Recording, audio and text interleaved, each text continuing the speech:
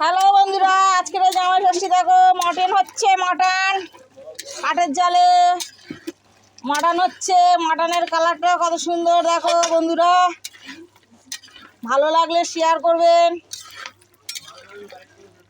Like করে দেবেন, comment করে দেবেন।